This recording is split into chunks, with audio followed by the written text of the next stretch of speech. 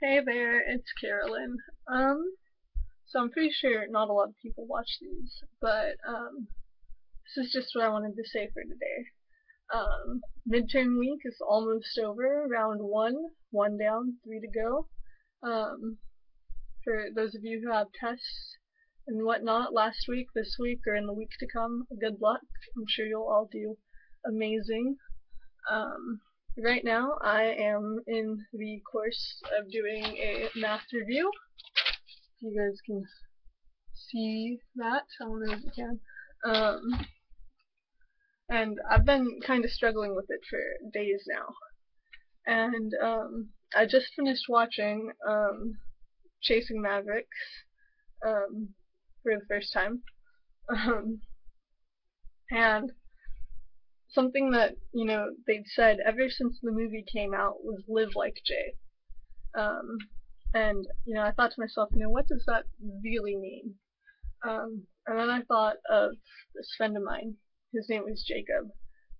When I was little, he used to babysit me and my brother, my little brother. And he was the first big brother that I ever had.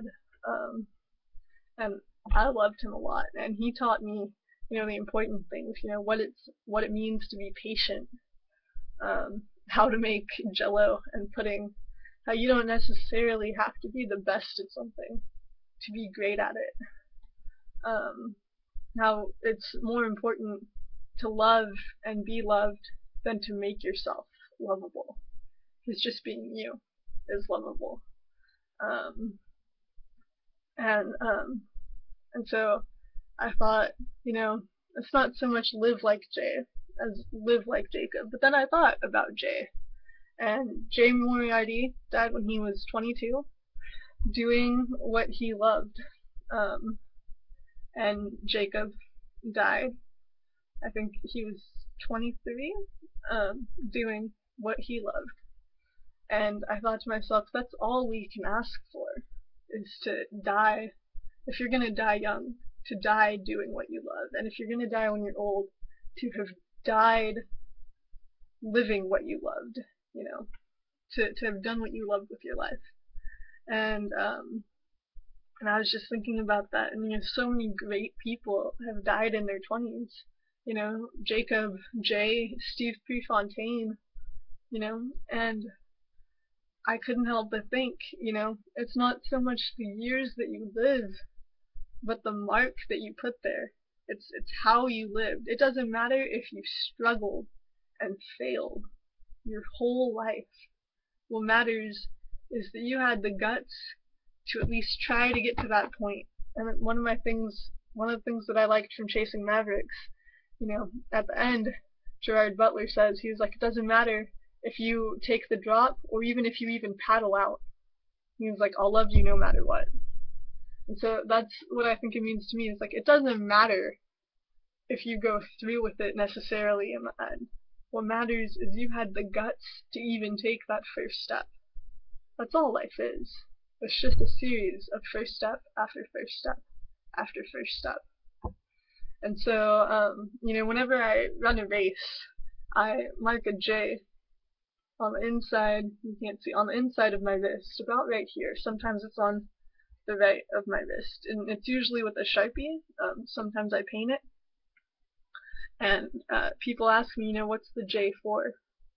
And I tell them the J is for Jacob and Jason and Jared and my brother Jay and Jesus and just the guys that have inspired me by the way that they live their lives.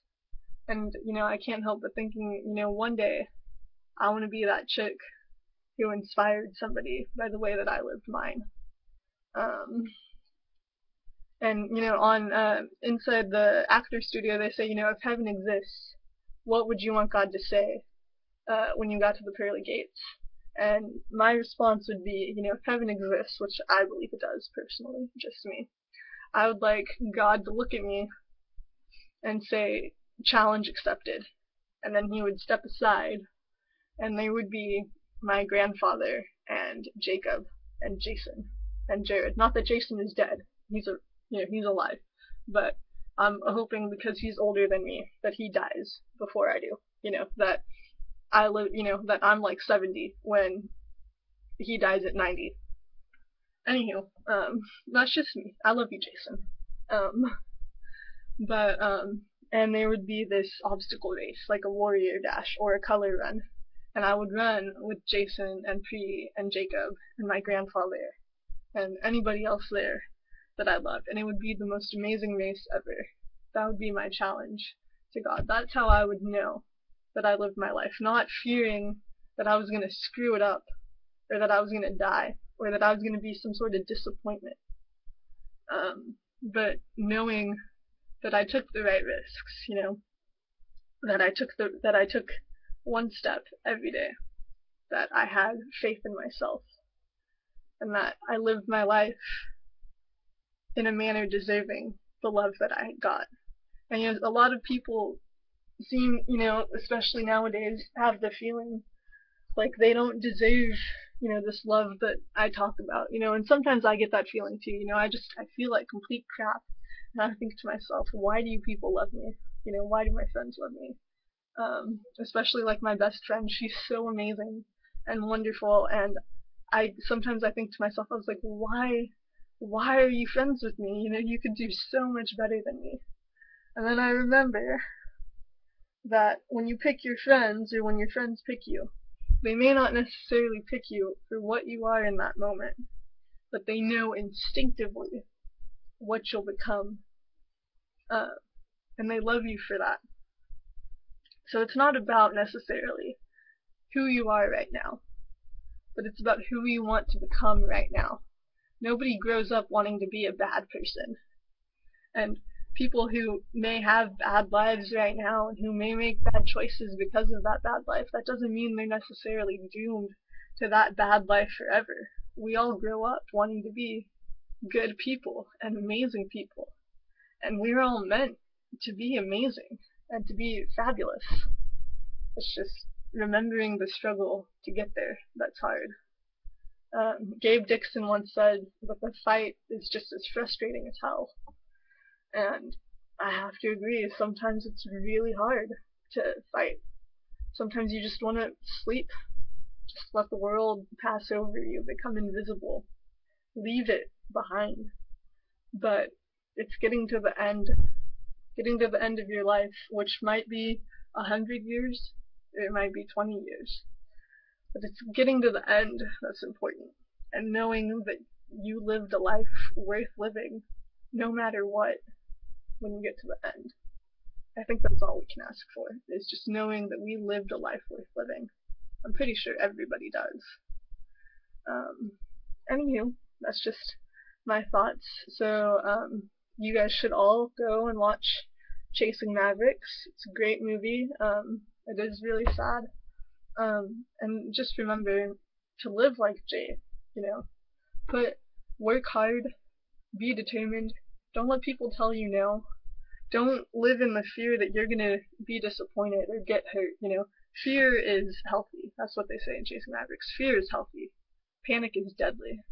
Don't panic over stuff. Be afraid. Fear is good. Fear is the mind telling you, hey, this isn't safe. But don't panic. Don't stress. Stress a little. Everybody stresses. But don't let it consume you. Live your life and live it well. Anyways, guys, that's it. Good night.